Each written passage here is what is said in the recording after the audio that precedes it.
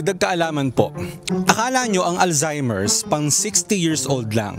Pero may bagong pag-aaral na lumalabas daw ang mga clues na pwede kang magka-Alzheimer's kapag nasa edad 30 years old ka pa lang. Narito po ang 5 mga bagay na dapat nating bantayan para malaman kung possible ba na tayo magkaroon ng Alzheimer's. Number 1. Madalas na memory lapses. Yung tipong araw-araw may nakakalimutan ka na. Hindi normal para sa edad mo.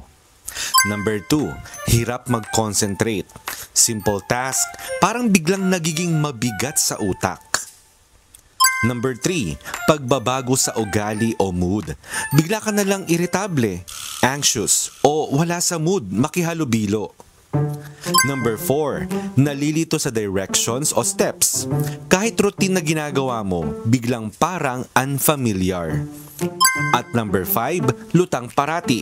Yung tipong ang dami mong ginagawa pero laging sablay. Good news, may laban ka. Exercise, healthy diet, sapat na tulog at social connections. Proven na pwedeng pabagalin ang risk. Kaya kung kayo ay nasa 30s na, bantayan nyo ang mga senyales na ito. Tandaan, ang Alzheimer's hindi lang dumadating kapag matanda ka na. Minsan, nagsisimula yan, ngayon pa lang.